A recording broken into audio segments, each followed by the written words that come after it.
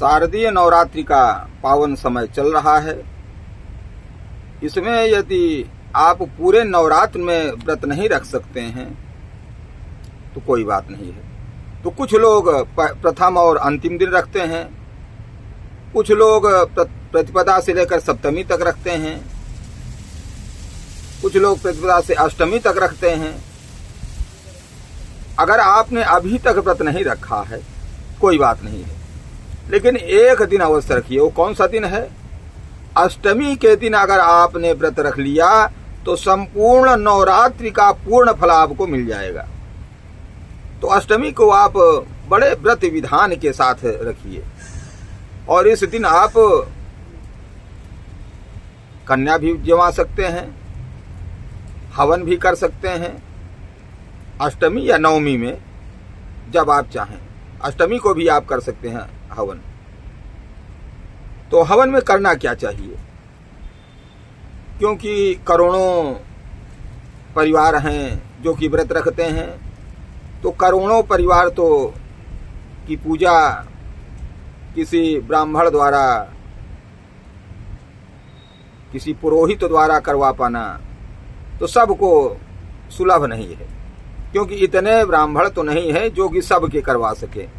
तो स्वयं अपनी पूजा करिए।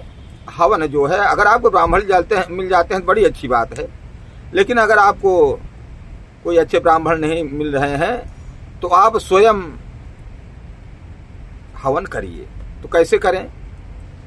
तो नंबर एक चीज, या तो आप मिट्टी के बर्तन में करिए, लोहे के बर्तन में मत कीजिएगा। तांबा, पीतल या जमीन में आप कर सकते हैं, बालू बिछा करके, गड्ढा खोद करके उसके अंदर भी आप कर सकते हैं, थोड़ी बालू बिछा करके।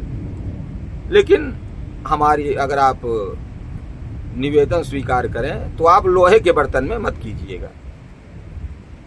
अच्छा, कैसे करें? ज्यादा इसके कठिन नहीं बनाना है। अगर आपके पास कुश है तो बालू के ऊपर कुश बिछा दीजिए, कुश ना हो तो दूर्वा, जिसे दूब बोलते हैं, दूब घास, उसको बिछा दी थोड़ी सी। उसके बाद उसमें थोड़ा सा गाय का गोबर हो, मतलब सूखा हुआ गोबर जिसको कंडी बोलते हैं, उसको रख लीजिए। थोड़ा गंगा जल से छींटा मार दीजिए, पवित्र कर दीजिए। और उसके बाद फिर उसमें आम, पीपल, बरगद, जो भी आपको मिलता है, आंवला, इन सब की लकड़ियां आप इकट्ठा करके रखिए। तो उसमें से अगर आप अंगुष्ठ मात्र जो है, अंगूठे के बराबर मोटी लकड़ी हो तो ज्यादा उत्तम मानी जाती है। और उसका छिलका भी होना चाहिए। ऐसा नहीं कि छिलका निकाल दिया गया और बहुत मोटी लकड़ी आपने चीर करके उससे बना रहे हैं। तो जैसे जो सुलभ हो। उसके बाद फिर आप पहले 3 लकड़ी रखिए, फिर उसके बाद 5 रखिए, फिर 3, फिर 5। इससे बीच में जब गैप बन जाएगा तो अच्छी तरीके से जल जाएगी। और जब अच्छी तरीके से प्रज्वलित हो जाए तब आप उसमें हवन सामग्री डालिए। पहले तो आप क्या करिए, कपूर डालिए और कपूर से उसको जलाइए कि अग्निम दूतम पुरो दधे हव्यवाहम उपब्रवे देवाग्वं आसादयादिहि ओम श्री अग्निदेवताभ्यो नमः शिवपावकाग्ने नमः। ऐसा नहीं आता तो केवल हाथ जोड़िए, श्री अग्निदेवताभ्यो नमः, और जला करके थोड़ा सा पहले स्नान करा दिए, आचमन करा दीजिए। उसके बाद फिर उसमें थोड़ा सा हल्दी, सब चीज अपना डाल दीजिए, अक्षत, फूल, सब चीज चढ़ा दीजिए, कुछ नैवेद्य चढ़ा दीजिए। उसके बाद फिर आप घी से पहले आहूत करिए। घी से आहूत करने से वो अच्छी तरीके से पहले आग जलने लगेगी, आपका हवन जो है वो अच्छी तरीके से जलने लगेगा। तो पहले ओम भू स्वाहा इदम अग्नये नमः, ओम भुवः स्वाहा इदम अग्नये नमः, ओम स्वः स्वाहा इदम अग्नये नमः, ऐसा कह करके आहुति डालिए। अच्छा, स्वाहा के साथ ही आहुति पड़नी चाहिए। स्वा करने पर आपकी आहुति पड़ जानी चाहिए और हा कहने पर बंद हो जाता है मुख अग्नि का। तो स्वाहा कहने पर ही आहुति डालिए, स्वाहा बोल करके। और 5 आहुति और भी दे सकते हैं आप। प्राणाय स्वाहा, अपानाय स्वाहा, व्यानाय स्वाहा, उदानाय स्वाहा, समानाय स्वाहा। उसके बाद ओम गंग गणपते नमः स्वाहा, और उसके बाद फिर धीरे धीरे आहुति साकल से भी आहुति दीजिए। अगर घी है तो एक लोग जो घर के प्रमुख हों, जो मुखिया हो, घी से आहुत करे, बाकी लोग जो हैं वो साकल से। साकल में तिल की मात्रा अधिक होनी चाहिए, तिल और गुड़ ये ज्यादा होना चाहिए, बाकी सब थोड़ी थोड़ी मात्रा में जौ और चावल भी आप डाल सकते हैं।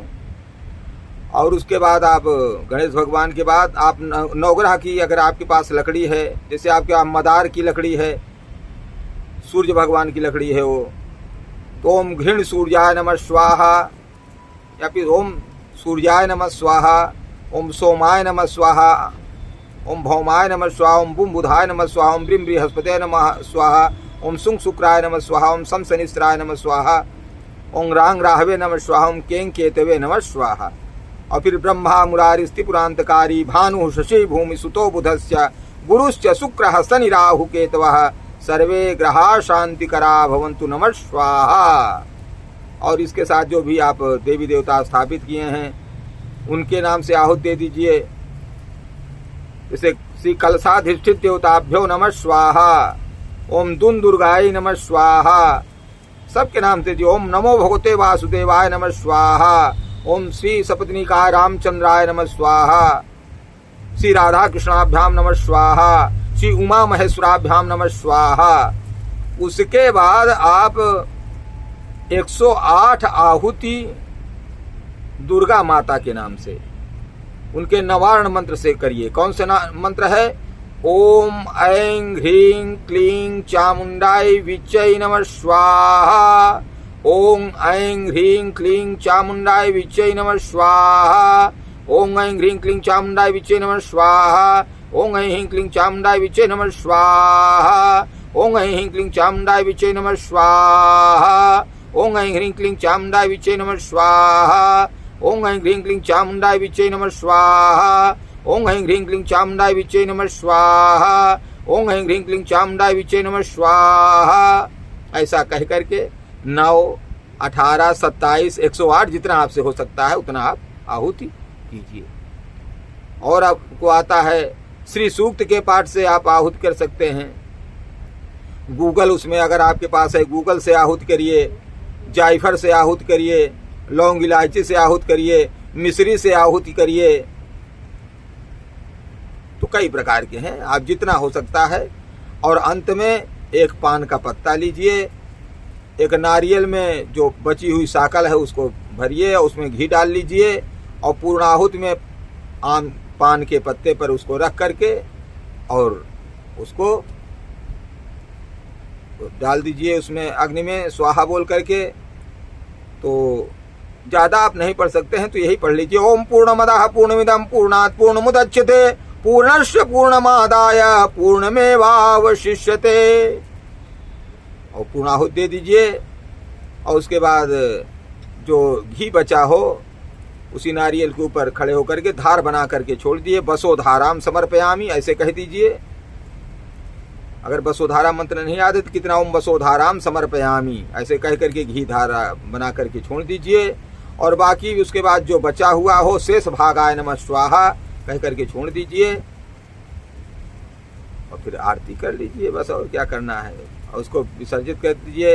यान्तु देवगणा सर्वे पूजा मादाय माम कीम कामना अभीष्ट सिद्ध्यर्थम पुनरागमनाय च भो अग्निदेवताभ्यो नमः स्वस्थानम गच्छ। अग्निदेवता को विसर्जित कर दीजिए, थोड़ा सा उसको हिला दीजिए। किसी जो आप सुरुआ लिए हो जो लकड़ी जिससे आप घी की आहुति दे रहे थे, और फिर उसको मस्तक में लगा लिए। मस्तक में लगाने का मंत्र है त्र्यायुषम जम दग्ने इति ललाटे कश्यपस त्र्यायुषम इति ग्रीवायाम, दोनों ग्रीवाओं पर लगाइए।